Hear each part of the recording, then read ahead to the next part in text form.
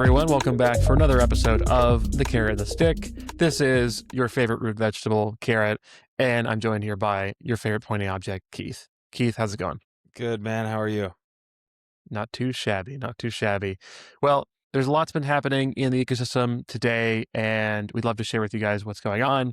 But to start, we want to bring up the dreaded topic of MEV again, because MEV is still holding on for dear life in some pockets of the ecosystem. As we've talked about in this podcast before, there's a new feature called MEV Shield, and MEV Shield has been adjusted and improved over time, and it has shut down the primary ways that MEV is accomplished today. But there are a couple of holdouts in this game of whack-a-mole that we're playing, where people will still be able to increase the priority of their transactions, and it has to do with EVM. It has to do with a couple of these kind of edge case type scenarios on chain. And so the MEV attackers, if you will, are certainly getting creative with their strategies, and they're testing every weak point of the chain every day. That is going to make the chain stronger, and the team over at the Open Tensor Foundation is actively improving this. And there's a PR or a pull request out to resolve this right now that will set the priority for everything to be kind of normal or kind of uniform. And so that's what's happening with MEV. It is a campaign. It is a long-standing campaign. It is not something that has been solved by, I think, any chain or almost any chain. So this is definitely cutting edge stuff, and we are determined to making sure that MEV discontinues on BitTensor. And it's been pretty successful up to this point in terms of shutting down the major ways of accomplishing MEV, and we just got a couple holdouts left. So just wanted to let you guys know what's happening with MEV and give you guys that heads up. You want to be like, get a life, people. Like, why are you constantly attacking this thing? Don't you have anything better to do? Can't you contribute something productive? But the real truth is that these attackers, in the end, are spurring improvements that are doing something productive. So maybe we're not getting there in like the easiest way. It's costing some people a little bit of alpha here and there. But like you said, the journey to the top of Mount Anti-MEV is well underway, and this is how it works. You shut one door, they test another one, and then hopefully over time we can do, because the worst thing to happen would be that none of this stuff got fixed, and it just sort of like lived in the shadows, and like they picked off bigger buys maybe left and right, and not enough to really like make anyone pay attention to it. So you always kind of have this threat. That's what we want to kill off, so that you can just push all your chips into the middle without having to worry about one falling off the table, right? Yeah, there are some chains that have just accepted that MEV is a thing and it's just part of life. And that is not something that we at BitTensor have just accepted blindly. We are committed to solving this. And I mean, Keith, you've been around in the BitTensor world for a long time. You know that in the DNA of BitTensor is a constant stream of red teaming, of testing and testing and testing by poking at every point in the BitTensor ecosystem, seeing where the weak points are, and then we fix those and we patch those and we make the system more robust. That's how everything on BitTensor has been done, whether it's a subnet or whether it's the protocol itself.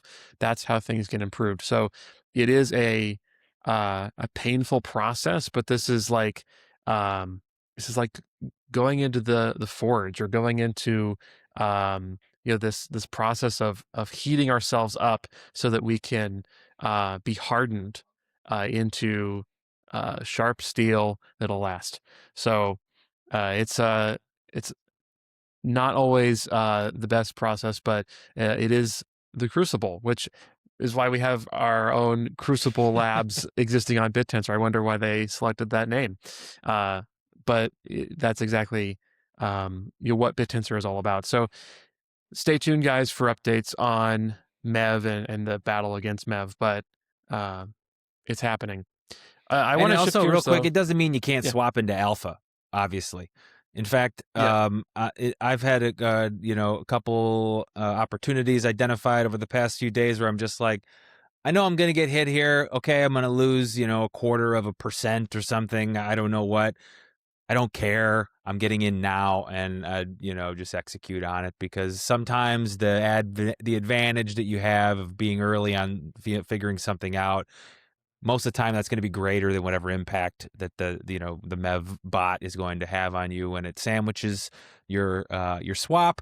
But that's up to every individual to determine if that is worth the squeeze. yeah, absolutely. I think that this is at a point where it is still a good idea to get into alpha, and um, we're really just battling these edge cases here, or these edge scenarios with MEV. Yeah. Um, but let's switch gears here. Let's talk about root claim for a second, and then after that, let's talk about uh, subnet governance and some updates happening there. So, root claim is a feature that's been around for a while now, but I think it'd be good to just kind of explain it to people about how it works and what it is. And to kind of back up for a second to kind of set the stage here for what root claim means, is let's talk about root staking. So if you have Tau in your wallet, you have options of what you can do with that Tau. The worst thing you can do is just have it sit there doing nothing for you, just chilling. Uh, Ideally, you should be swapping into alpha and investing in subnets and taking advantage of those gains that you can get. But there is some risk involved with that. And so all of the Tau that you have that is not yet being invested, you're holding on to it and you're seeing like, okay, what, where am I going to go from here? That Tau should be staked to root. And that is no risk to you. It's just you get a modest return on that, typically in the form of Tau. But there is added a new feature that allowed you to select alpha as being the kind of payment that you get in terms of your modest reward. And think of it like a savings account. Um, like if you open up a savings account, you get like what 3-4% back. Not even that actually, way less than that probably. Um, but let's say you're getting 3 or 4%, and you have $1,000 and you get you know $30 or whatever at the end of the year in rewards. Great, good stuff. The Tau wallet's the exact same way. Is that you stake your Tau, you get Tau rewards. Most of us that have Tau are familiar with this concept, but now there's this new concept that allows you to do what's called a keep, which is keeping your rewards in alpha tokens instead of translating that to Tau. And so the question might be like, well, why would I have alpha tokens as my rewards when I've staked Tau? If I stake Tau, I should get Tau, right? Well, how it actually works in under the hood is all of the rewards that your validator gets, because you're always staked to a validator, right? And all the rewards that your validator gets are actually coming through alpha. And then what they do is they automatically sell that alpha down for Tau to give you your modest Tau reward uh, percentage or whatever that is, that APY. And so now they're giving users the option to say, hey, I actually like alpha. Instead of telling my validator to auto sell, which affects the prices, by the way, to auto sell my alpha in exchange for Tau, why don't I just hold on to the alpha that's given? And so this is a really cool option for people, but um, it does add a little bit of complexity in it. And I think the most notable thing that will affect people that are just going to stick with defaults, they're not going to change anything, is that the mechanisms under the hood are um, are basically doing this without necessarily people's knowledge, where there's alpha that's being created, and then at a certain period in time, that alpha is then sold down for Tau to pay you. And when is that alpha sold? Well, it can't be sold every single block because that's a lot of chain bloat and that's a lot of compute and all that. So they basically schedule it. And how they schedule it is they say every block we're going to select 5 random wallets, and we're going to do what's called a claim, a root claim. And that's taking all of the alpha that has been accumulated in your name, and it's going to sell that down for Tau so that you can receive your Tau reward. And so if you look at the wallets that you might own, or you look at more general wallets on chain, you might see that the root claim that happens, or the amount of times you receive new root rewards, is kind of sporadic. It's not like every 24 hours exactly. It's not every 12 hours. It's not every, however many hours. It's kind of random, it seems like, where there might be several days where you don't get rewards, or there might be times where you get rewards within minutes of each other. And the reason why that exists is because of the random selection of root claim. When you have someone who has set their decision, whether it's the default or it's just their willing decision to say, I do want to receive Tau rewards instead of alpha rewards, then the chain will have to schedule a time for your alpha rewards to get sold down for Tau so you can get your Tau rewards. And so what that means is that every block, 5 wallets will be selected at random to be claimed, or to activate their root claim to get their Tau. But that random selection has no memory of previous claims or previous selections. So it's possible for the same wallet to be selected one block after the other. It's also possible for one wallet to not be selected for a decent period of time. Now, on average, we would expect people to receive rewards on average between 1 and 2 days out. So, like, perhaps more than 24 hours, but less than 48 hours on average. Like, most likely, you're going to be seeing rewards in that time frame.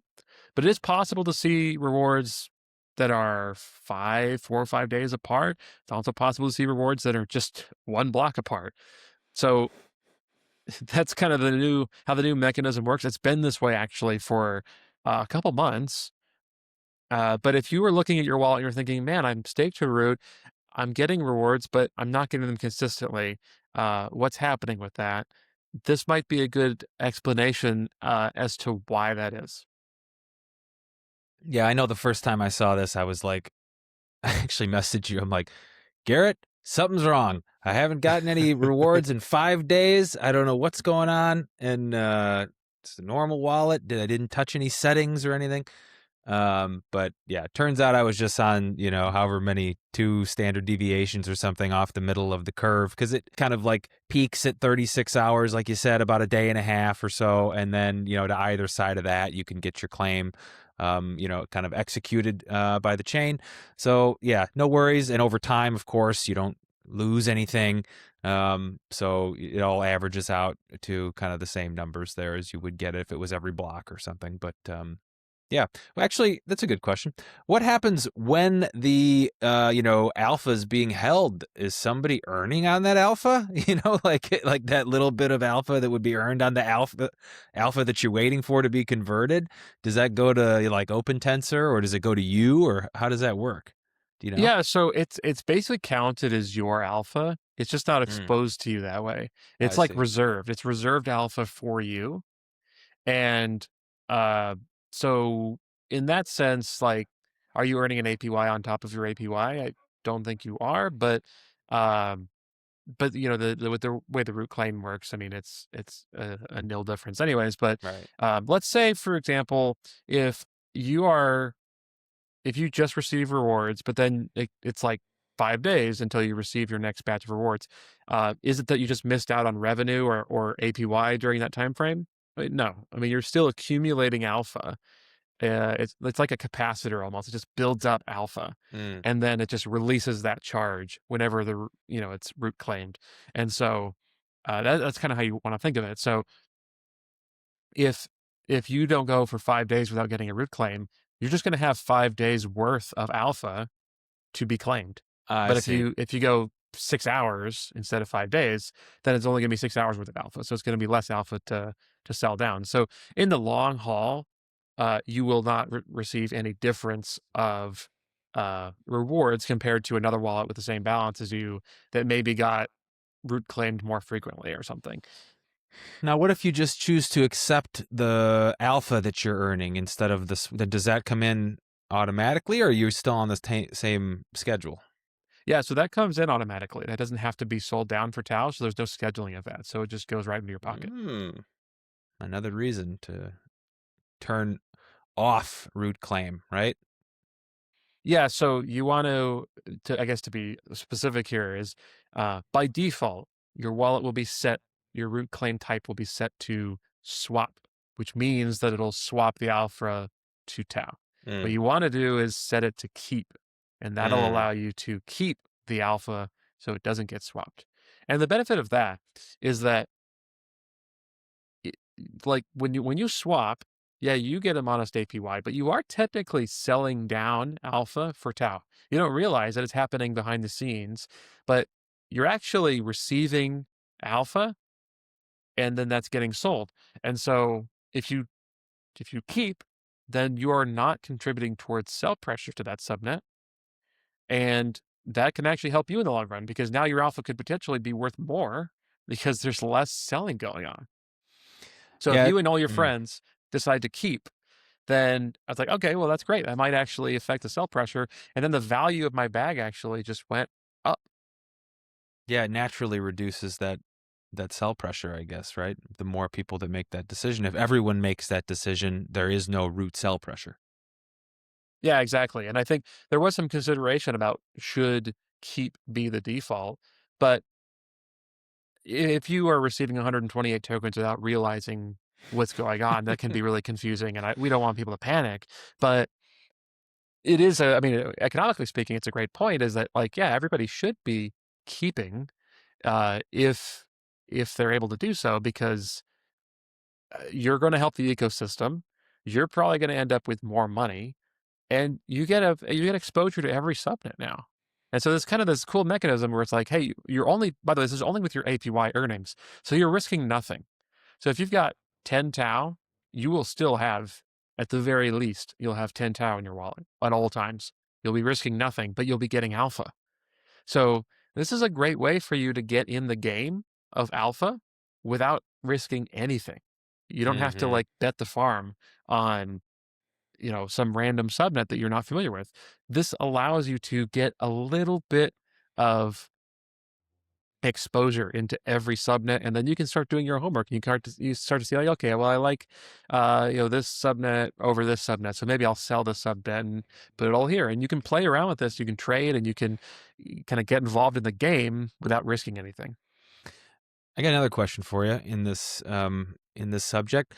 So let's say you did switch your wallet to keep. So you're keeping the alpha that you earn, and just as an example, let's say you earn, you just got you're earning some alpha. Are you going to earn? Is 9% of the alpha that you earn going to be Shoots, since Shoots has 9% roughly of the emissions? Let's just say it was 9%, 9.36. It's trading at 0.0935, and our subnets are subnet value is 1.17 currently. So how does that work as far as like the actual alpha that you're earning when you choose keep? Is it just split by the emissions, or is it based on the validator? Like how does that work? Yeah, so it'll be based on the validator. So alpha out is pretty consistent across all of the subnets, so it's not based on emissions. So when you have like 13% emissions or whatever the emissions amount is, 9% or what have you, that is tau and alpha that is going into the liquidity pool.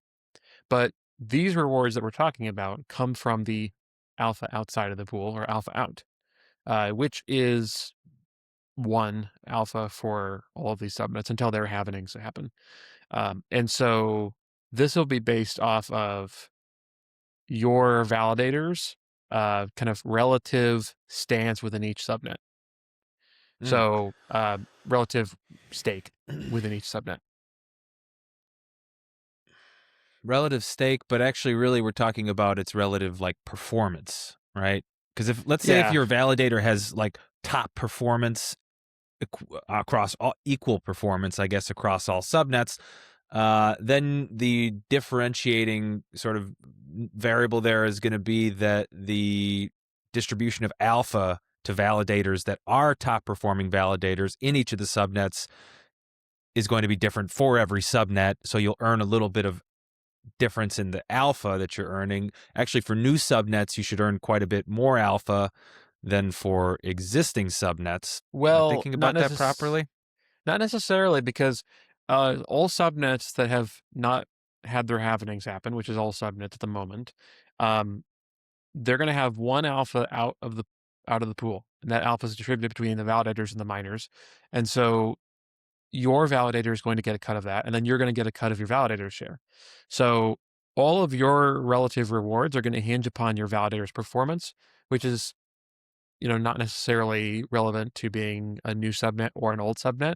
But for a new subnet, what is kind of interesting is that you could be your validator could be the first validator to validate on that subnet, or it could be one of the early ones. So it could have this, this leg up in that, and where you could potentially make more that way. But I wouldn't say that's a guaranteed thing that like new subnets equals more revenue. Now, when it comes to like liquidity injections, stuff like that, that can start to look a little bit different. But and like price action and price volatility, so you can potentially make more faster on a new subnet because the liquidity is lower, price volatility is high, and if that volatility is going your way, you could see a huge price jump compared to an older subnet like Shoots. But that's a little bit separate. If we have validators that have the same level of performance, those validators, independent of the amount of root stake that they have, because your proportion, if you were staked on either of those validators, you'd still you'd still have the same amount of Tau staked. So you'd still earn the same amount of alpha if you were staked to one validator versus another, assuming equal performance across those validators, independent of the size of the root stake on that validator. Do you know what I'm saying? So like if you have one validator that has I don't know, 500k Tau on root or something staked to it, and you have another one that has 100, but they're both performing equally in the same subnet as far as like vtrust is concerned. So from the chain's perspective, it's gonna reward them, I guess, equally. Then you would still earn the same amount whether your 10 Tau was staked within the 100,000 Tau or the 500,000 Tau. Like that really doesn't matter, right? I think that stake does matter in this case, actually, in terms of distribution of rewards. But it could be that, I mean, like, I guess when you think about it this way, the validator's emissions are going to be higher, but when you stake 10 Tau, for example, your personal earnings might be the same. And the reason for that is because, a validator that has a higher stake weight will receive more revenue, but you're going to have a smaller piece of that larger revenue, which will Right. kind of balance out. Right. So you're right about that. But I mean, I guess where I got tangled up is validator revenue is relevant to stake weight, but your personal earnings in that is going to basically even out Yeah. because you're going to be contributing 10 Tau to a. So you're gonna have a bigger slice of a smaller pie. You're gonna have a smaller slice of a bigger pie. Sure. Which kind of Exactly. ends up being the same thing. Yeah. And then just rounding out the comment before on the actual value you're receiving in alpha from each of these subnets, it will be based, like, assuming everything else is equal, you would like the weighted amount of value you receive for Shoots should be price over, or ratio of Tau to alpha in the pool. But for me, I call that price 0.093, let's say, we'll call it right now, over 1.17. So if you receive 1.17 across all of the subnets, 0.093 of that would be Shoots alpha, right? Like it still retain, like the mix that you're getting back in alpha, is it equivalent to the distribution of price across the sum of subnets on the individual subnet basis? Does that make sense what I'm asking? It won't probably pan out exactly that way because your distribution of alpha is going to be relative to alpha out, not to alpha in. And alpha in is what is tied to price that way. So, so no, I would not expect, like, if Shoots has, I don't know what percent of emissions exactly, but if it has, 13% of emissions, I would not expect that your alpha position is going to be exactly 13% um, of that in terms of the quantity of alpha tokens. But in terms of Tau value, then yeah, it might be that way because we're Right. talking about value of alpha tokens. Right. So it kind of depends on what metric you're going after. It's like if you just think about units, like how many units did I get? It's going to be pretty even across the subnets, assuming that your validator is high performing in all of them. Like Hmm. assuming it has 100% V trust in every subnet, Right. you're going to get the same quantity of alpha everywhere. But obviously, they're different subnets are going to have different prices, and so you might see a subnet that has a higher price than another one but has lower emissions because of tau flow. And so we would expect the price relative or the relative price to be more indicative there of the tau value. So you're right about tau value, but alpha quantity would be about even. Yeah, that's kind of nice because you immediately get, you start building a little basket of alpha based upon essentially the community's confidence at that exact moment. And as that changes, then that changes sort of the balance of the value that you're getting when you keep that alpha over time. So it's a nice way to sort of diversify outside of everything else that you think you know about subnets and swapping and whatever. It's just a cool like feature to just sort of balance everything with a nice little tiny buy across all of the subnets. Yeah, and this gives you skin in the game now. Like if you got a little bit of alpha and everything, then I think that's motivating to like research this a little bit and be like, hey, what do I got here? I remember Robinhood did this in the early days of Robinhood. I don't know if they still do this for new signups, but like you would get a free stock, and it'd be kind of like a spin the wheel sort of thing about what the value of that stock would be. It could be worth $5, it could be worth $100, who knows? But you got a little bit of stock, and so it made it feel like, oh, I've got something now. Now I want to Mm. research that company. Now I want to know, should I buy more? Should I sell? And if I sell, then what else should I buy? And it's like, you got something. And I think that that kind of plays well here is that you don't just have one stock, you've got 128. And now you can play with that. And I think that's kind of cool. Yeah, and the fun part is what comes with that as well is all of the independent of whatever platform you're using for tracking your wallet or whatever, you get to start tracking. And you're like, you get to see like if I would have bought, look at all these subnets I just got. If I would have actually swapped in some of my bag and increased the size of my alpha hold back when I actually got this from my root staking, here's what would have happened with my performance. So just independently, like for you to get a sense of what's going on in BitTensor, and you're looking at the trade over the last hour, 24 hours, 7 days, monthly, like that doesn't hit home quite as, well as I think looking at your own portfolio and seeing like, I know I earned this then, and here's how much it went up. And since it's all percentage based, it gives you a much better idea of sort of the flow of funds in and out of these subnets and the opportunities for you. Totally. Totally. Absolutely. And once you have some exposure, now all of a sudden you have kind of a vested interest into the operation of that subnet and Mm. kind of how things are going there, which is probably a good segue for us to talk about what's happening in subnet governance, because there are some exciting new conversations that are being had and some new developments that are being had. And I guess to set the stage for this is there's been a lot of chatter in the ecosystem about what to do about subnets that are um, kind of exploitive, and not really uh, doing anything meaningful, or even subnets that have explicitly declared that um, they just want to shut down or what have you. And like, what do you do about that? Um, and how do you divert that emission towards subnets that are actually just rocking it and actually doing something that's meaningful? I mean, I know Macrocosmos had some exciting announcements recently. We've had uh, there's numerous other subnets that have really advanced BitTensor in some big ways. I know Kelvinet with their subnets. We have Ridges. I mean, I could go on the subnets like Score and whatnot that are really advancing things. So how do we divert emissions towards and liquidity towards those kinds of subnets that are really doing something amazing from the subnets that have really gotten to a point where they either aren't hosting code at all, they're kind of inactive, or they are just exploiting the chain. And so there's been some conversation about who should be the ones to govern that? What does governance look like?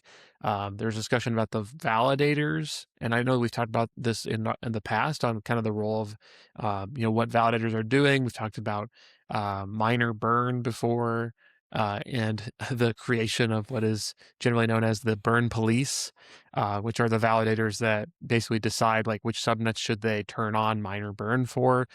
But there's also limited effectiveness to that. And there's some kind of what feels like arbitrary standards as well, because you have these validators, they're each separate companies, and they're kind of like telling the subnets like what their standards are for kind of continuing and what deserves minor emission. And so there was a conversation that happened actually just this morning with some folks in the community, and we basically were talking about this problem is like, hey, how do we align on the social contract that we have, which we talked about in the last episode, in BitTensor? And how do we align on that? How do we enforce that? But also, how do we do it in a way that doesn't feel arbitrary, that doesn't feel like, um, it's just one or two people deciding what's happening and that's it. And we've talked about it on this podcast before that there is the code is law sort of mindset, and there's also the social element to BitTensor. And BitTensor it is code, but it's also people. And how do we align on that as a community? And so we kind of talked about this voting mechanism where the root validators can vote on subnets that are in a state of controversy, I'll say. And that vote can result in whether or not emissions can actually be completely turned off for that subnet.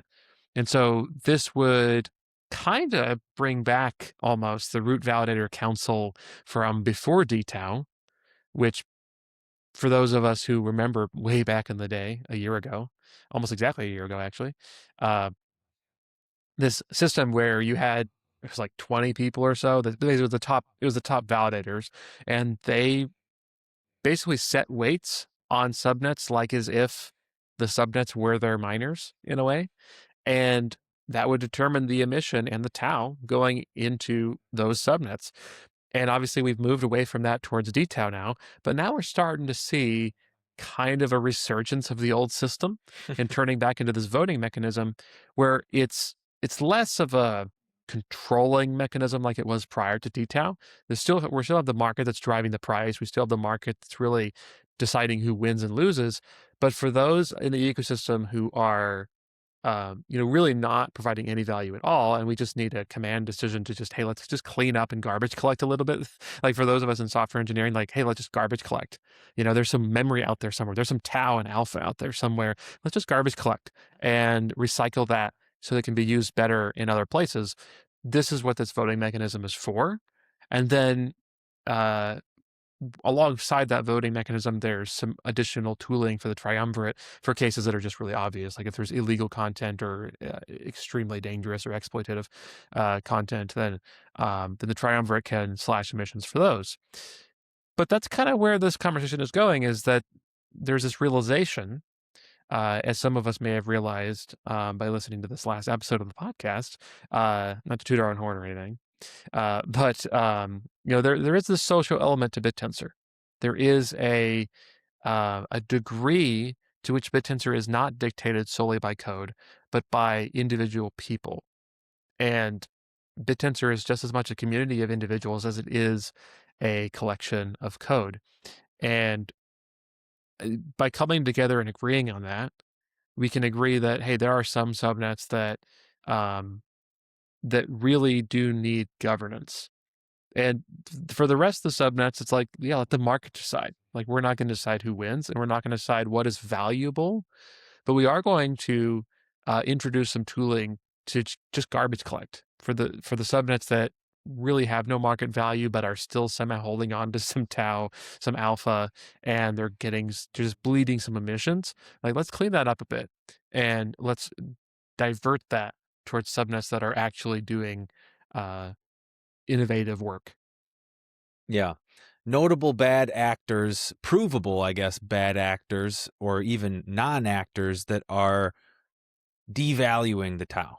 I think that's what everyone is sort of concerned with, is that you're, feeding something that is just either going straight back to Binance or wherever it's going, or being used to build a pool in a subnet that, nobody knows who the owner is, nobody knows what they're building, and maybe they're intentionally sort of obfuscating whatever they're doing. They're not communicating with anybody in Discord or whatever.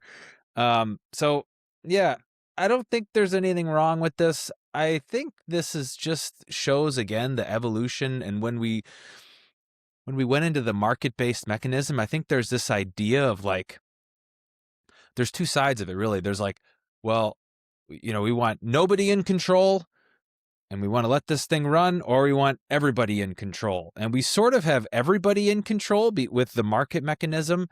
And then we sort of have nobody in control with the openness of subnet and miner registration and validating and that. But then there are sort of these like edge cases or corner cases where things are happening within the, ecosystem that's been built that everyone can agree are bad for everybody else participating. So it becomes a pretty easy sort of like logical conclusion of like, well, we've got to find a way to fix this.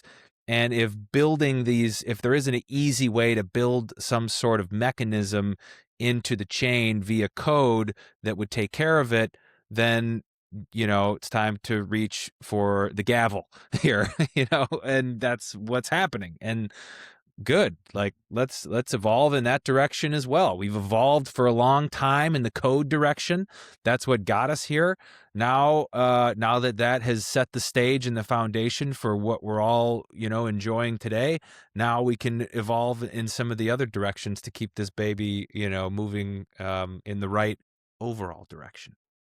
Yeah, and I think that the I think an emphasis point here is that the market is still very much going to be the determiner of who's winning and losing, just like originally stated in the beginning of DTAO with this mechanism of alpha tokens. That's still happening. The governance angle is really about subnets that are the low-hanging fruit for just bad actors and whatnot, and really for subnets that have circled around market influence. Like if there's a subnet that can say, hey, well, the subnet owner is going to own the subnet, validate on the subnet, and mine the subnet exclusively, and no one else is going to be an alpha holder, then they have this direct way to manipulate the market and to basically just adjust how flow is needed. They don't have to care if anyone's buying into their subnet because they just manipulate it. And that is an example of low-hanging fruit where it's like, okay, well, that's not producing anything of value. That's just gaming the system. And that's where we want to garbage collect, is those kinds of subnets. When we end up collecting this garbage, do these emissions then get recycled, or do they get distributed back out into the pool as if that subnet didn't exist, or does the subnet itself get nuked? Has there been discussion as to like what actually happens as a result of this vote? Yeah, so it's a great question. So there's a few different options available, but how it's going to really progress is that emissions are going to get turned off. They're going to be sent to zero, which means that the emissions will get distributed across the remaining subnets that are getting emissions. Mm-hmm. And so everyone else will get a little bit more on a pro rata basis based on whatever. Like basically you're just zeroing out that subnet and saying just don't include that subnet anymore in the calculation. Yeah. And so that'll help everybody else out because now even more Tau and liquidity is getting inserted into their pools. So it's actually going to have a direct benefit to the actually valuable subnets. Mm-hmm. Now, what happens to the subnet in question that gets its emissions slashed? Well, it didn't go anywhere. It's still there. You can still buy it and sell it. We have this hypothesis that the market will pick up on that and send it to zero, and then it will get deregistered. Now, that's still putting the ultimate fate of that subnet in the market's hands.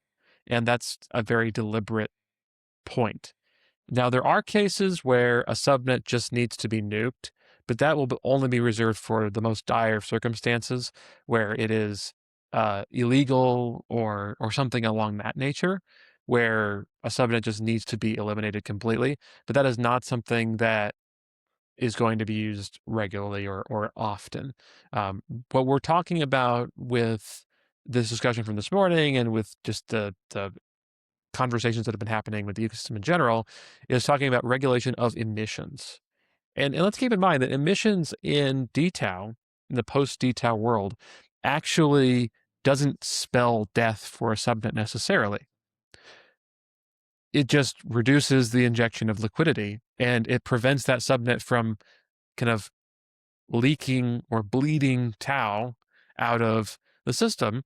So it's a way to protect the ecosystem from that subnet. It's not a way to kill the subnet. And that's a very important point, is that if you have enough liquidity, you don't necessarily need emissions to function. Like if you look at some of these larger subnets that have hundreds of thousands of Tau of liquidity, you could survive for a long time without emissions, or maybe even forever. Depends on what the market's doing. If you get enough people to believe in your subnet, to trade it to a point where your miners will always have liquidity to pay their bills, well, great, more power to you.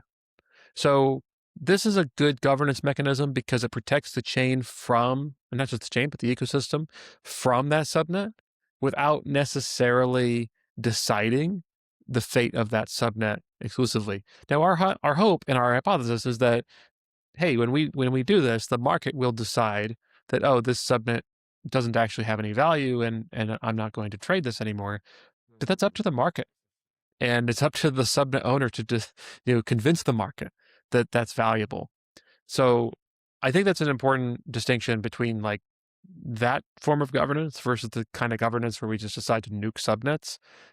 That's a much more extreme example where you do have to think about like, okay, well, what about people that have alpha in that subnet? How are they going to be made whole? Or obviously you distribute the Tau in the pool across the alpha holders and whatnot, and there's all that kind of liquidation stuff.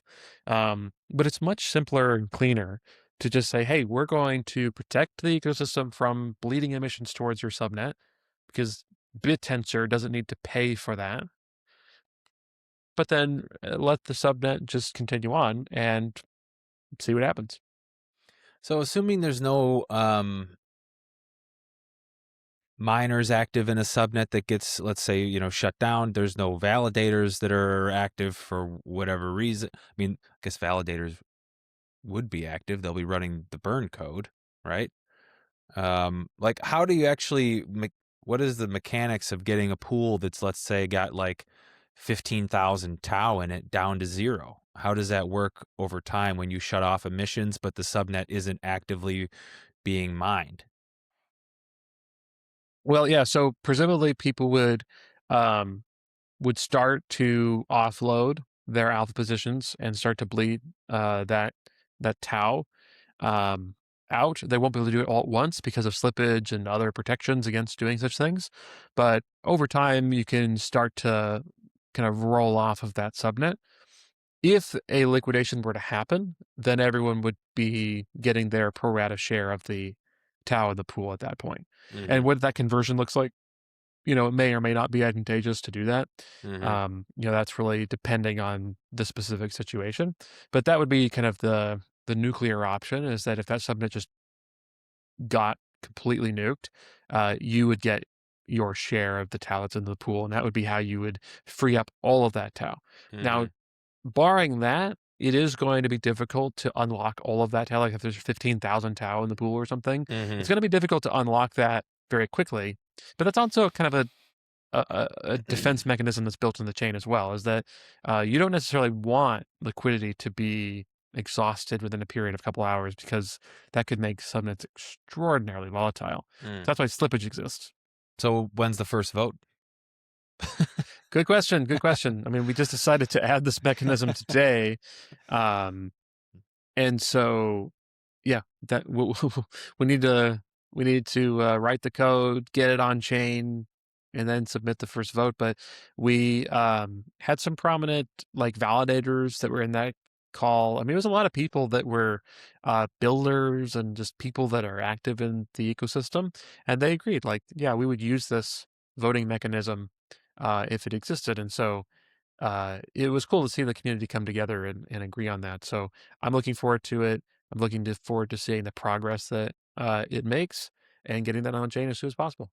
Do you have any idea of like, targets that are on the short list here? Are we talking about less than 5% of total emissions or less than 2%? Or like if you add up all the problem child subnets out there, you have any idea what we're looking at as far as like total bleeding that we're doing today emissions wise? Yeah, it depends on where you draw the line, on like what's the lowest hanging fruit. There are a couple of subnets that are uh, like really the most obvious examples, and we are talking about like sub 2%. We're not talking about, yeah. So the most obvious examples would be in total would be sub 1% of total emissions. Okay. Um, so, but it really depends on where you draw the line, and I think that's where that conversation is continuing. It's like, well, if we're going to nuke emissions for subnet A, then why not B, and why not C, and why not D, and like where do you draw that Mm. line? That's where the kind of debate is happening. But for the low hanging fruit that everyone agrees needs to get slashed, we're talking about sub 1% of emissions. And so this vote only works in the direction of slashing. We're not going to be, pumping anything up or boosting any emissions with governance, right? Correct. Yeah. This is not a way to really decide who's going to win and lose. This is really just saying like, hey, this is a subnet that is not in it to win it at all. They're not here to do anything valuable. They're not improving intelligence. Let's just garbage collect. Yeah. Cool.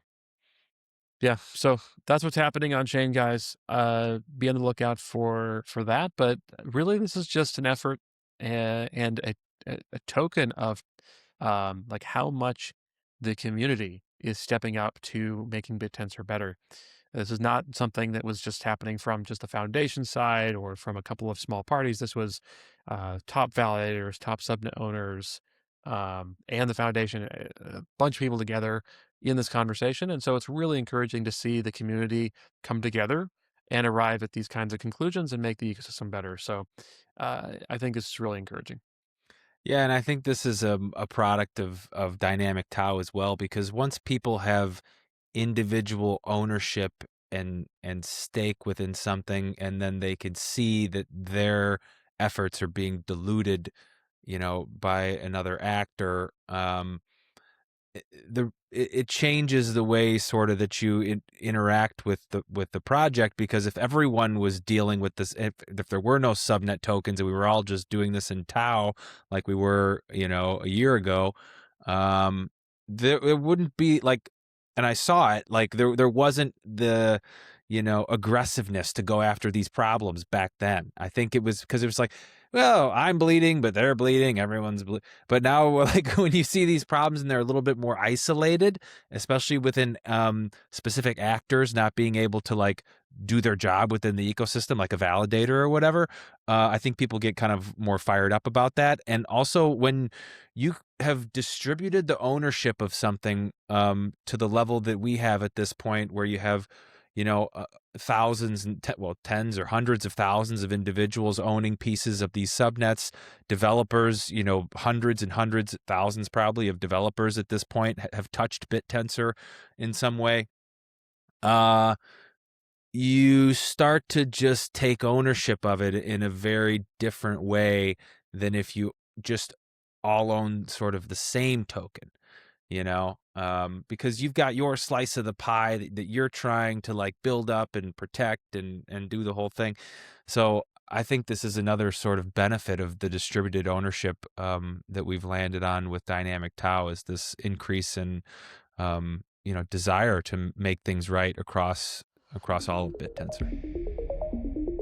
Yeah, I completely agree with that. Well said. Well said. Well, guys, this has been another good episode of The Carrot and the Stick. Thanks for joining us, and we'll see you in the next one. See you guys.